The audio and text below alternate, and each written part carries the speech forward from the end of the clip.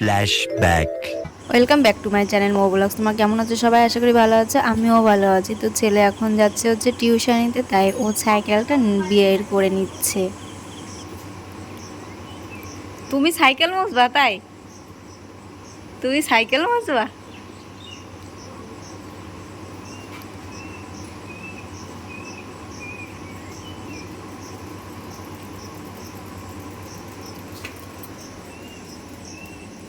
আরে আমার বাবার কতগুলো বই নিতে হয় রে, কত কষ্ট আমার বাবার। নাও, কত কষ্ট।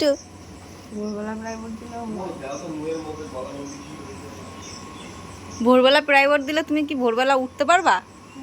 হ্যাঁ, যা ঘুম তোমার, তুমি উঠতে পারবা না ভোরবেলা। এক পাশ দিয়ে যাবা।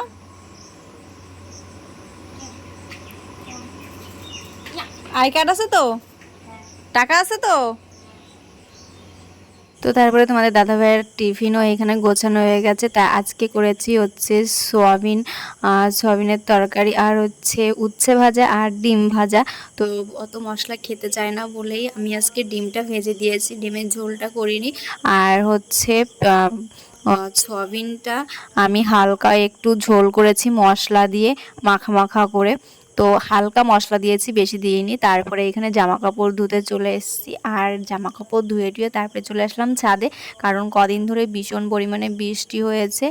আর বৃষ্টিতে জামা কাপড়গুলো কেমন একটা হয়ে গেছে, তোমরা তো জানো বৃষ্টিতে রৌদ্র না হলে বৃষ্টিতে কেমন হয়ে যায় জামা কাপড়, রৌদ্র না পেলে একটু বাজে গন্ধ হয়ে যায়। তাই ভাবলাম রৌদ্র যখন উঠেছে তাহলে একটু ধুয়ে দেওয়া যাক, কিন্তু এতটা গরম পড়েছে ধারণার বাইরে, আর রোদ্দুরের তাপটাও বৃষ্টি হয়েছে।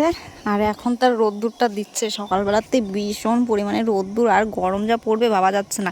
মানে এই কদিন বৃষ্টি দিয়েছে না, তার ভাব এবার পড়বে। এই যে জামা কাপড়গুলো ধুয়ে দিলাম, যেহেতু রোদ্দুর উঠেছে, অনেক দিন ধরে ধোয়া হয় না, কেমন একটা গন্ধ গন্ধ হয়ে গেছে। তাই ভাবলাম এখন জামা কাপড়গুলো একটু ধুয়ে দিই।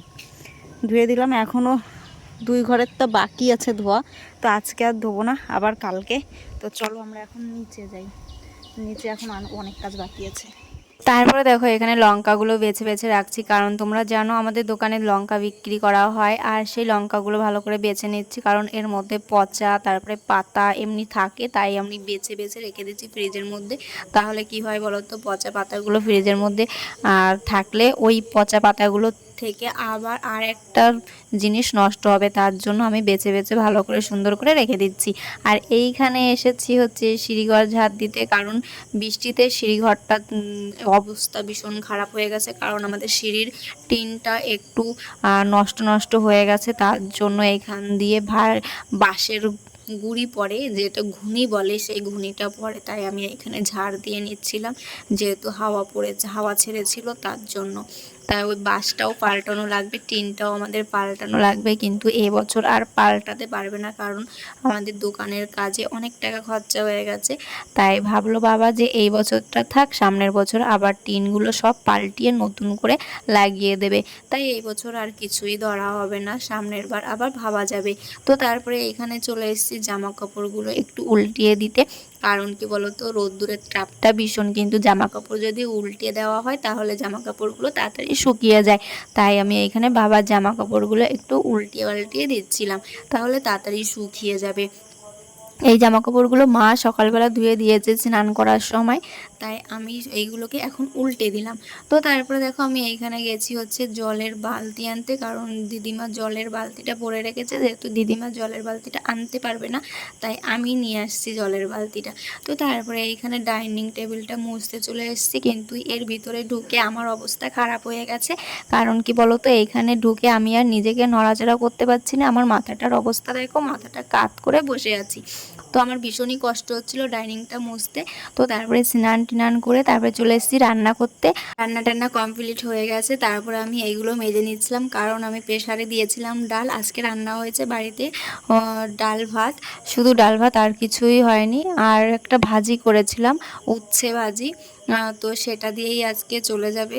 আর দেখা যাক তারপরে বাবা কি হয়েছে বলো তো, আজকে তো শনিবার, তাই বাবা বাজার থেকে আজকে মাছ আনেনি, কারণ বাবার শরীরটা ভীষণই খারাপ হচ্ছিল, তাই বাজার করতে পারেনি। তাই বাবা বাজার থেকে চলে এসেছে তাড়াতাড়ি, কোনো সবজি বাজারও বাবা আজকে করেনি।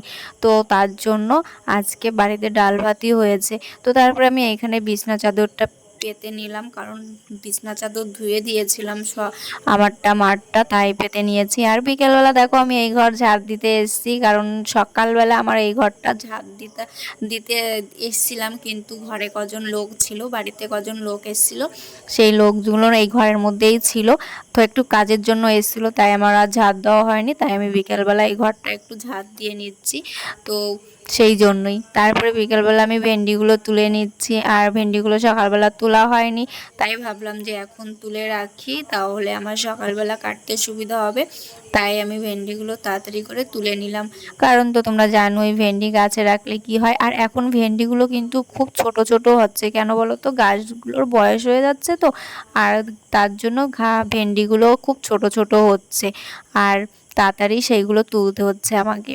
তো তারপরে সন্ধ্যার সময় চলে এসেছি এখানে চা বানাতে, আর চা বানিয়ে তারপরে আবার অন্য কাজ আছে, কারণ কি বলো তো, বাবা বাজারে গেছিলো, মাকে দিতে হচ্ছে আমার ননদ বাড়িতে, কারণ আমার পুচকুমার শরীরটা ভালো নেই, তাই ননদ বাড়িতে মাকে দিতে গেছিলো, মানে আমার শাশুড়ি মাকে।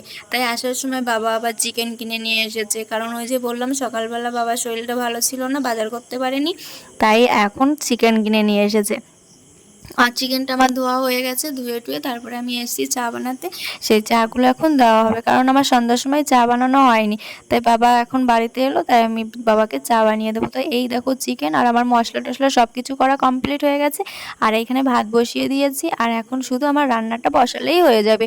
তো রান্না টান্না বসাবো, তারপরে তোমাদের দাদাভাইকে আবার চা বানিয়ে দিতে হবে। তো তাই বলো তো, আমার খাদে খাদে চা বানানো লাগে। তারপরে এখানে দেখো আমার রান্না কমপ্লিট হয়ে গেছে, তোমাদের পুরো ভিডিওটা দেখায়নি রান্নার, জানি যে এখন এত ভিডিও দেখাতে গেলে আমার কাজে দেরি হয়ে যাবে। তারপরে খাওয়া দাওয়া কমপ্লিট করে আমি এখানে ব্রাশ করে নিচ্ছিলাম, আর দেখো আমার রান্নাঘর পুরো পোয়াই পরিষ্কার করে রেখেছি, কারণ তোমরা জানো আমার রান্নাঘর আমি রাত্রিবেলা পুরো পরিষ্কার করে রাখি সব সময়। তো দেখো আমার ছেলের এইখানে কি করছে, আমার ছেলে একটু বদমাইশি করছে।